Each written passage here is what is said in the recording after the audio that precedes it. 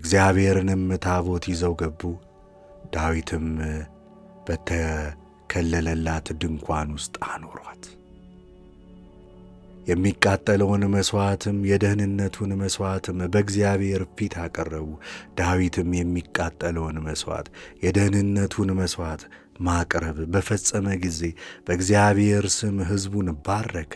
ለእስራኤልም ለወንዱም ለሴቱም ለእያንዳንዱም አንዳንድ እንጀራ፣ አንዳንድ ቁራጭ ሥጋ፣ አንዳንድ የዘቢብ ጥፍጥፍ አካፈለ።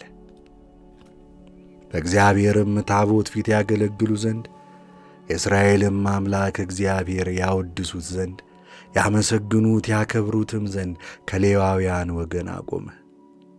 አለቃውም አሳፍ ነበረ። ከእርሱም ቀጥሎ ዘካርያስ፣ ኢያሄል፣ ሰሜራሞት፣ ይሄኤል፣ ማታትያ፣ ኤልያብ፣ በናያስ፣ አብዲዶም፣ ይሂኤል በመሰንቆና በበገና አሳፍም በጸናጽል ይዘምሩ ነበር። ካህናቱም በናያስና የሕዝኤል በእግዚአብሔር ቃል ኪዳን ታቦት ፊት ሁል ጊዜ መለከት ይነፉ ነበር። በዚያ ቀን ዳዊት በአሳፍና በወንድሞቹ እጅ እግዚአብሔርን እንዲያመሰግኑ አስቀድሞ ትእዛዝን ሰጠ። የምስጋና መዝሙር። የእስራኤል ልጆች በእግዚአብሔር ታቦት ፊት የዘመሯት መዝሙር ይህች ናት። እግዚአብሔርን አመስግኑት፣ ስሙንም ጥሩ፣ ለአሕዛብም ሥራውን አውሩ። ለእግዚአብሔር ተቀኙለት፣ ዘምሩለት። እግዚአብሔርም ያደረገውን ታምራቱን ሁሉ ተናገሩ፣ በቅዱስ ስሙ ክበሩ። እግዚአብሔርን የሚፈልግ ልብ ደስ ይበለው። እግዚአብሔርን ፈልጉት ትጸናላችሁም፣ ሁልጊዜም ፊቱን ፈልጉ። የሠራትን ድንቅ አስቡ፣ ታምራቱንም የአፉንም ፍርድ። ባሪያዎቹ የእስራኤል ዘር፣ ለእርሱ የተመረጣችሁ የያዕቆብ ልጆች ሆይ፣ እርሱ እግዚአብሔር አምላካችን ነው፣ ፍርዱም በምድር ሁሉ ነው። ቃል ኪዳኑን ለዘለዓለም እስከ ሺህ ትውልድ ያዘዘውን ቃሉን አሰበ። ለአብርሃም ያደረገውን ለይስሐቅም የማለውን ለያዕቆብ ሥርዓት እንዲሆን ለእስራኤልም የዘላለም ኪዳን እንዲሆን አጸና። እንዲህም አለው፣ ለአንተ የከነዓንን ምድር የርስታችሁን ገመድ እሰጣለሁ። ይህም የሆነው እነርሱ በቁጥር ጥቂት ሰዎች እጅግ ጥቂቶችና ስደተኞች ሲሆኑ ነው። ከሕዝብ ወደ ሕዝብ ከመንግሥት ወደ ሌላ ሕዝብ አለፉ። ሰው ግፍ ያደርግባቸው ዘንድ አልፈቀደም። ስለ እነርሱ ነገሥታትን ገሠጸ። የቀባኋቸውን አትንኩ፣ በነቢያትም ክፉ አታድርጉ ብሎ ምድር ሁሉ እግዚአብሔርን አመሰገኑ።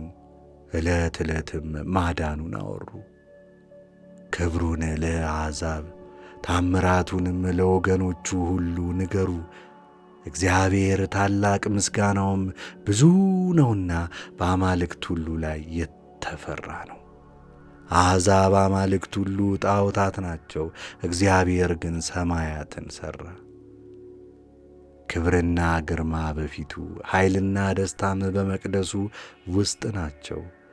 እናንተ የአሕዛብ ወገኖች ለእግዚአብሔር አምጡ፣ ክብርንና ኃይልን ለእግዚአብሔር አምጡ።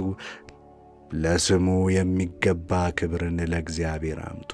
ቁርባንን ይዛችሁ በአደባባይ ግቡ፣ በቅድስናውም ስፍራ ለእግዚአብሔር ስገዱ። ምድር ሁሉ በፊቱ ትነዋወጣለች፣ ዓለምንም እንዳትነዋወጥ አጸናት። ሰማያት ደስ ይበላቸው፣ ምድርም ሐሴትን ታድርግ። በአሕዛብ መካከል እግዚአብሔር ነገሠ በሉ። ባሕር በሞላዋ ትናወጣለች፣ በረሃ በእርሷም ያሉ ሁሉ ሐሴትን ያድርጉ። በምድር ሊፈርድ ይመጣልና በዱር ዛፎች በዚያን ጊዜ በእግዚአብሔር ፊት ደስ ይላቸዋል። እግዚአብሔርን አመስግኑ፣ ቸር ነውና ምሕረቱም ለዘለዓለም ነውና። የመዳናችን አምላክ ሆይ አድነን፣ ቅዱስ ስምህን እናመሰግን ዘንድ በምስጋና እንመካ ዘንድ ከአሕዛብ ስብስብ ታደገን በሉ። ከዘላለም እስከ ዘላለም የእስራኤል አምላክ እግዚአብሔር ይባረክ። ሕዝቡ ሁሉ አሜን ይበሉ፣ እግዚአብሔርንም ያመስግኑ።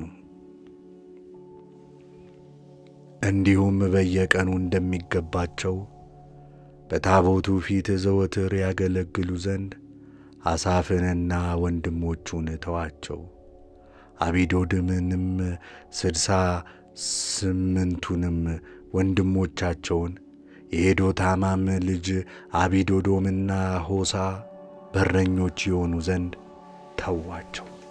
ካህኑን ሳዶቅንና ካህናቱ ወንድሞቹን በገባዖን በኮረብታ መስገጃ ባለው በእግዚአብሔር ማደራ ፊት አቆማቸው።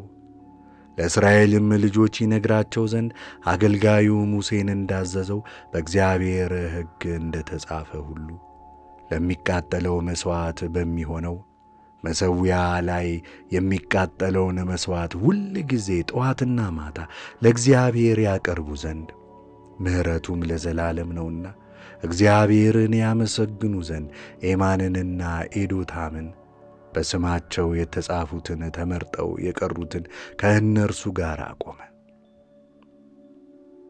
ከእነርሱም ጋር ካህናቱ ከፍ አድርገው ለማሰማት መለከትና ጸናጽል ለእግዚአብሔር መዝሙራት የዜማ ዕቃ ይዘው ነበር።